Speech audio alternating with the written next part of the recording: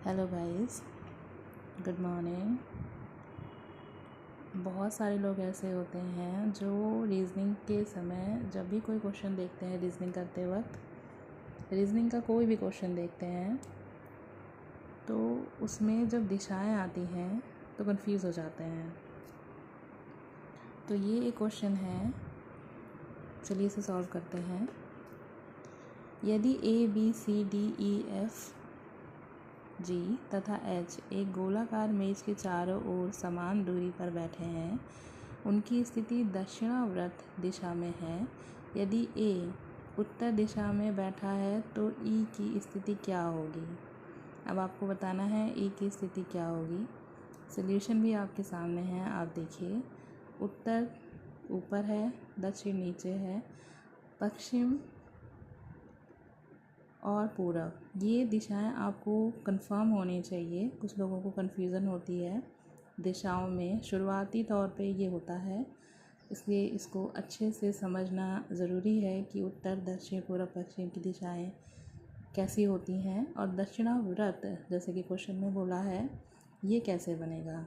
तो आपको सॉल्यूशन में ये दिख रहा है ABCD कैसे बिठाया गया है, वृत्ताकार गोलाकार मेज के चारों ओर, और दक्षिणावर्त BC से ऐसे उल्टा जाएगा क्योंकि दक्षिण नीचे की तरफ है।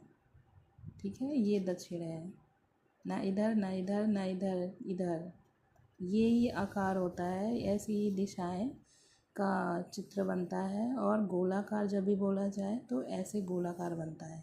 कोई भी मेज का नाम लें, कुछ भी लें, गोल ऐसे ही बनता है। तो हमें इन लोगों को ऐसे बिठाना होता है और दक्षिणावर्त के क्वेश्चंस में ऐसे ही हमें ऐसे उल्टा चलना होता है। ठीक है, तब ये गोलाकार बनता है। तब आपका दक्षिण A, उत्तर आप आसानी से निकाल पाएंगे।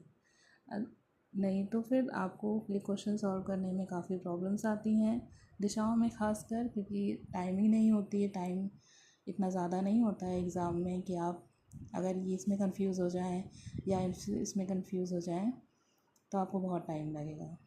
इसलिए जब भी आप ये करें तो सबसे पहले आप इसको बना लें।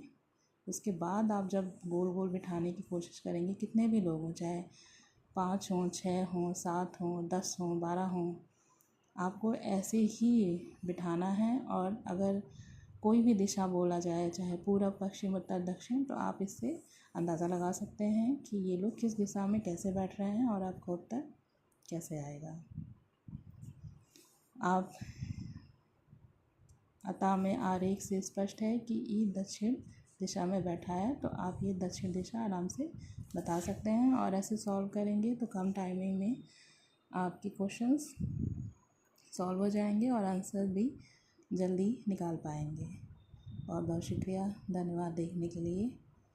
अगर आपको पसंद आया है तो लाइक करिएगा, सब्सक्राइब करिएगा, और कोई भी कमी हो बोलने में, समझाने में, तो कमेंट्स करके ज़रूर बताइएगा। Thank you.